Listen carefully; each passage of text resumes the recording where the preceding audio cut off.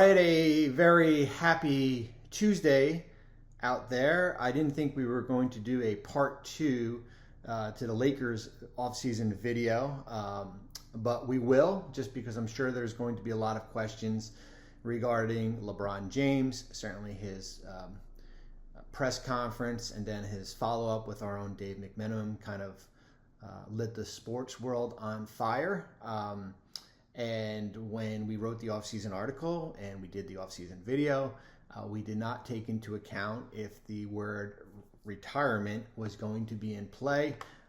So I figured we'd do a little bit of a video in the 1% chance that LeBron James actually elects to, decides to retire, and what are the ramifications, what's the process. It's a unique, certainly a unique situation here, and I understand, certainly from James' perspective. I mean, this was a grind this year, just getting into the playoffs, his injuries, the Memphis series, the Golden State series, the Denver series here, and the realization that he's got, 2 good years left, and we'll see what happens with his injury here. And there's a lot in play here. So I'm not going to speculate and say what he should do or what he shouldn't do. Whatever he decides to do, it's great for him, and we all move on here. But we do need to kind of talk about the ramifications here when we hear a player retiring or walking away when they are still under contract, okay? And we did a little bit of a quick sheet this morning, and I sent it to our writers in our group. So it's basically going to be a books on tape here, and I'm going to read it. And I said basically what happens if a player retires, and it depends on if a player elects to walk away from playing basketball or officially retires.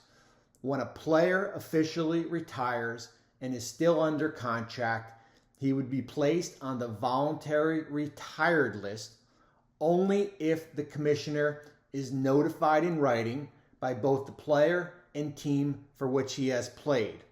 I have not seen that happen since Jason Williams in 2008. It's been 15 years since that happened. We're going to go into the ramifications of what actually would happen here. It is an extremely, extremely rare condition as far as the voluntarily retired list.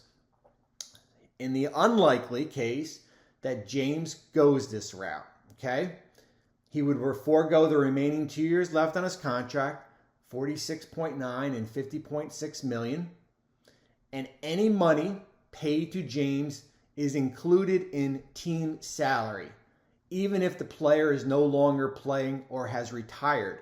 So it's not like he goes on this list and all of a sudden the money comes off the cap here. I'm certainly there'll be some type of circumvention discussion if the Lakers find a loophole. So he doesn't get the money, and the money still stays on the cap. Okay? Now here's the kicker to all this. No player whose name appears on any team's voluntary retired list shall, without the unanimous consent of the Board of Governors, that's the 30 owners, be permitted to engage in any regular season game within a period of 1 year from the date that his name shall have been placed on that list. Okay? So basically, he goes on that voluntary retired list. You won't see him for a year because the likelihood is that no owner is going to vote for him to come back to play. For example, if James is on the voluntary retired list and decides to play in December, the Board of Governors would have to unanimously consent. Kudos to my good friend Larry Kuhn in his Q&A. He's got a Jason Williams example, Sacramento Jason Williams.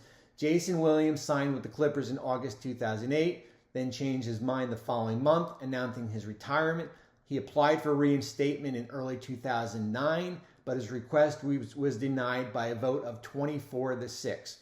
Williams later signed with the Orlando Magic once the 1-year anniversary of his retirement announcement had passed. So that is the voluntary retirement list process. Highly, highly, highly unlikely that goes the route.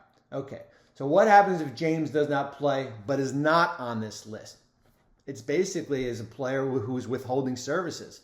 So James would still collect his salary in 2023-24, it would still count against the Lakers cap ledger unless the Lakers decide to suspend him for withholding services, a la what happened in Philadelphia for Ben Simmons. I do not see that happening either. The only way the Lakers would get cap relief is if James agreed to a buyout and then would have to go through the waiver process. Again, this is highly unlikely. We saw this in 2016. Tim Duncan announced his retirement in 2016, July of 2016, but did not go on the voluntary retired list. Okay, he had $5.6 million left on his contract. He was eventually waived.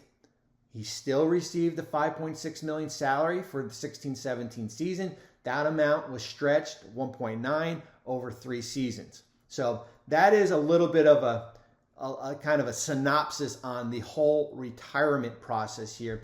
It's not like a player all of a sudden can say, I'm going to retire. You can have, you can have my $46 million back. You get cap relief here, unless, of course, as I said, the player goes through the buyout process or the waiver process and the money is eventually removed here. Listen, at the end of the day, the big picture here is it was just after a game 4 where you got swept. There was a lot of emotions going. As I said, his body took a beating this year. There is a lot of different directions this roster can go. Was it a ploy to maybe put pressure on the Lakers front office saying, hey, I need Kyrie Irving here to help me? And we've talked about that in that offseason video, why I disagree with that premise, but to each its own here. So that is a little bit of a look at the retirement process if it ever came to fruition. Remember, the voluntary retired list, I don't see that happen. You're basically on ice for a year. And then as far as what happens if he does not go on that, he basically, as I said, would be withholding services. He would still get his money if the Lakers elect to pay him. It still counts against the cap, unless they want to file a grievance, unless they want to engage in a buyout process, which, of course, I don't see happening at all, especially with his son playing at USC. I mean, can you imagine him just basically going to all USC games and not being on the Laker roster here? So, thanks for watching ESPN on YouTube. For live streaming sports and premium content, subscribe to ESPN+.